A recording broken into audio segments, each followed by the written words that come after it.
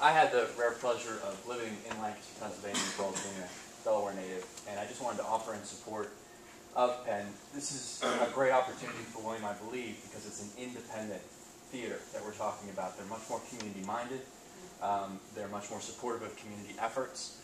And the reason that I'm here is I have greatly enjoyed not only the cinema at Penn Cinema, which is very clean, very safe, very family-friendly, but I enjoyed the overall experience that I had there with the people and so on.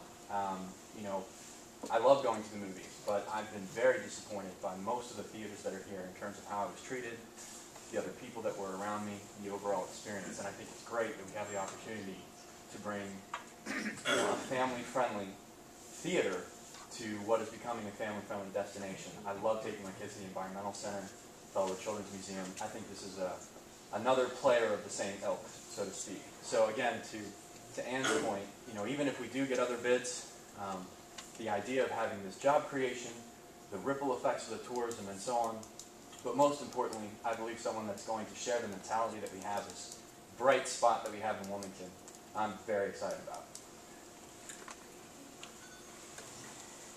Yes, sir.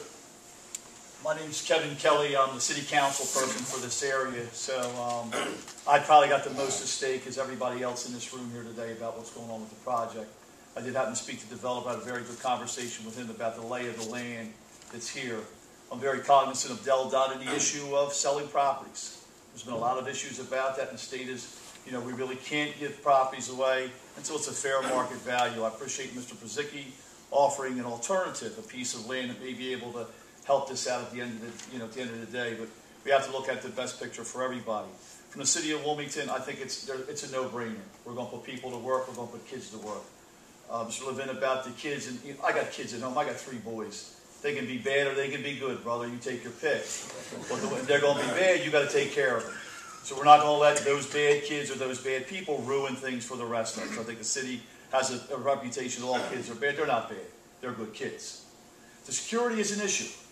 We're looking at an area bounding this theater, Browntown and Hedgeville, that, for lack of a better word, is under siege.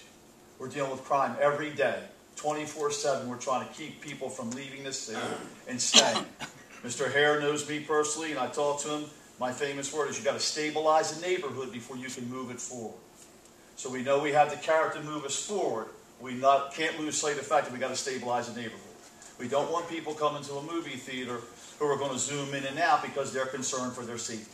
We want them with their windows down, stopping at the sub shop up the street, walking, interacting, buying houses and things like that. Is that going to happen overnight? No, it's not going to happen overnight. It's going to take a little effort with the mayor and everybody else trying to do what we can to make this thing work.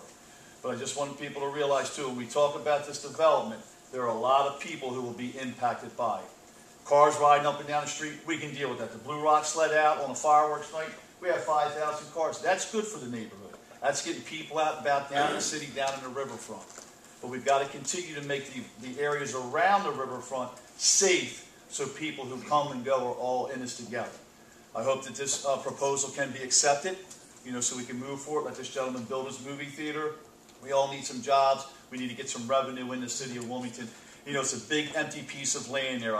If anybody wanted that land, I think they'd have come forward by now, with what was going on. So I hope we can develop that, as well as the rest of this parcel here that Del Dot owns. I know we'd like to have some plans for the rest of the old DuPont shops and get some jobs down there, get some people going. But again, please do not lose sight of the fact that neighborhoods bordering here, need some love, as I call it, and we're willing to work with everybody as well and get ready to go to a Hedgeville meeting tonight. Mr. Penn, where's he at? He said he'd be glad to come to the meetings, talk to the residents about his proposal, and we see what we can do. Thank you very much. Thanks, Councilman. Yes, sir.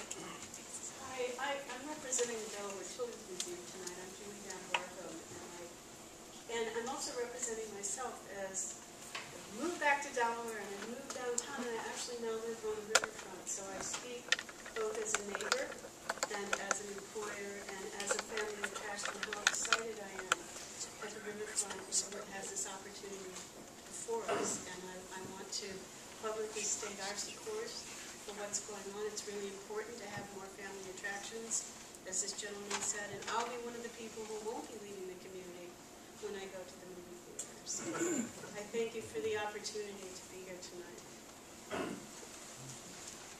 All My name is Lou Rosenberg, and I have the honor of being on the board of the Wilmington Riverfront Business Improvement District, which Mike spoke of lightly. Since it started back in 98, Mike? Yes. 1998, it has grown exponentially because of Barclays, because of AAA coming down here, and Harry Seafood Grill, and everybody else. This parcel of land would be assessed, and the assessment is what goes to the Wilmington Riverfront Business Improvement District. And I don't know what the total sale, the value of the land is going to be, but your assessment would help us in providing more security. Because right now, the Wilmington Business Improvement District, which is all the landowners that are down here, that money goes towards security and everything else, and the security has been great. And someone mentioned about a July 4th activity. People come in and out of here. When we had, President Obama come down here on the riverfront, we've had all kinds of activities. And the security is something that, it's because it's a dead end, is what's part of what the police told me, is that you don't just come in and get out, it's a dead end. And that helps. And I think we would welcome you, and we would welcome your assessment. The higher the better. Hi, my name is Kevin Davies. I'm a partner with Iron Hill Brewery. We've always been a big believer, my partners and I, in the riverfront, the potential for the riverfront as a great dining and leisure destination. We very much welcome Penn. We think it's a great project. I think it'll be a great addition for the city, and look forward to having it. Ed Osborne, I've owned a business here for 18 years. I've watched the riverfront grow, and I'm proud of it. I absolutely love it. I spend too many hours in the restaurants here with my wife. This becomes very simple. This has been a great buzz for the last 3 or 4 days. The talk shows, reading the comments in the news journal. It feels like everybody wants it. I feel that in this room. Everybody wants this. And it becomes very simple. Sounds like we have a willing buyer. We need a willing seller. And make this deal.